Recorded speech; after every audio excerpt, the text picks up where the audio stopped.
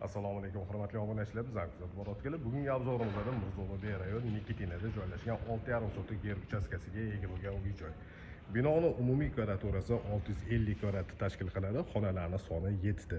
4 ta qavatdan iborat bo'lgan bino ko'tarilgan podval birinchi va ikkinchi qavat, imoratning eng tepa qismi terrasa. Hovli kirish uchun alohida avtomat darvoza va alohida eshik o'rnatilgan va hovli qismida kattagina joy zeleniy zona uchun ajratilgan. Mana shunaqa ko'rinishdagi hashamatli bino ko'tarilgan.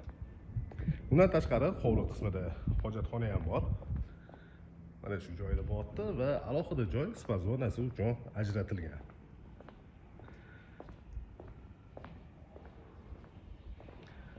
Bu joyda 6 ga 4 razmerda kattagina basseyn joylashgan.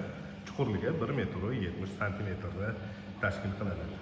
Va spa zonasida podol qismiga tushsa bo'ladigan zinalar bor. Video davomida bu joylarni ham ko'rsatib, sizlarga to'liqroq ma'lumot berib o'tishga harakat qilamiz.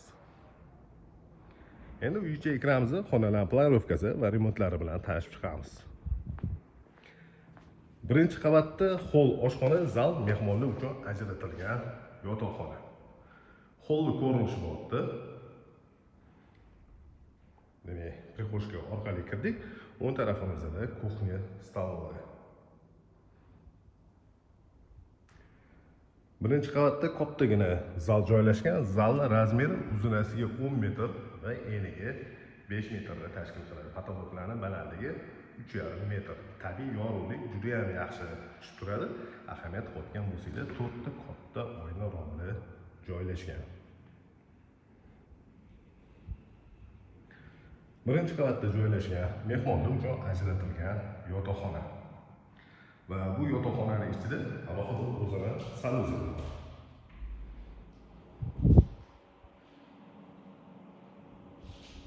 Har bitta xonada terma regulyatorlar Gappo brendiga tegishli. Birinchi qavatda joylashgan umumiy hojatxonaning qurilishi. Demak, birinchi qavatda hol, oshxona, zal, mehmonlar uchun ajratilgan yotoqxona va 2 ta sanuzel bo'ldi. Ikkinchi qavatda 5 ta yotoqxona joylashgan. Chap tarafdagi xonaga kirganmiz, ota-onalar uchun ajratilgan yotoqxona. Bu joyda konditsionerlar o'rnatilgan. Shu xonaga tegishli bo'lgan alohida o'zini sanuzeli va garderoblisi bor. Sanuzelga ko'rinish.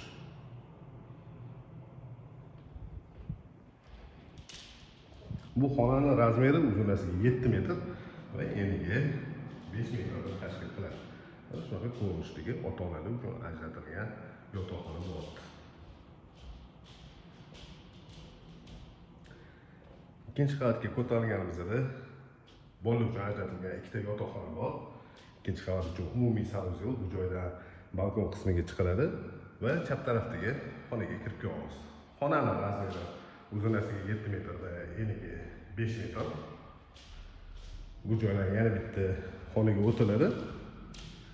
6 ga 5 razmerdagi kattagina xona.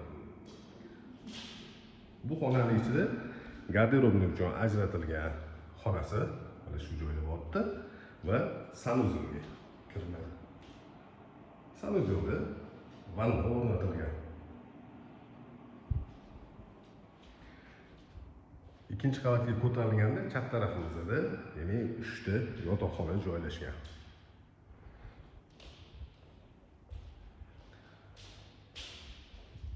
Xonalarga e'tibor qilgan bo'lsanglar, katta xonalar tushgan hamma joyda.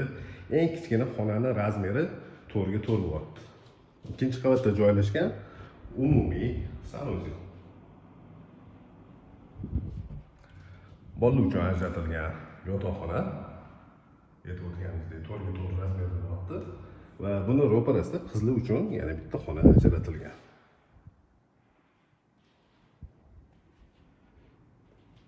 Imoratning eng tepa qismi terrasaga chiqamiz. Mana shunaqa ko'rinishdagi mansarda joylashgan imoratning eng tepa qismi bo'lyapti. Butunlay hamma joyida yaxlit bitta xona bo'lgan. Buni xohlaganchalik o'zingizga moslashtirib olsanglar bo'ladi. Imoratdagi butunlay podol qilingan va 3 ta xonaga bo'lingan. Bitta xonasi mana shu ko'rib turgan xonalar bo'lyapti. Bu joyi trenajyorniga moslashtirsanglar bo'ladi. Bitta chekkasidan damashni kinoteatr o'rnatib olsanglar bo'ladi va podolga tushganingizda o'ng tarafimizda xona bor. Bu eshik orqali texnik zonaga, ya'ni kotelni joylashgan xonaga o'tiladi. 3 ta do'konturli kotel, qator ketgan model nasosli bu joyda boiler joylashgan va saunasi bor. Bu zina orqali spa zona, ya'ni basseyn joylashgan xonaga kiriladi. Podolga tushganimizda o'ng tarafdagi xonani ham ko'rsatib o'taman. Mana shunaqa ko'rinishdagi xona. Bu ko'rsatgan uyimizda Mirzo Ulug'bek rayon Nikitinada joylashgan 6,5 sotix yer uchastkasiga ega bo'lgan uy-joy. Binoning umumiy kvadraturasi 650 kvadrat.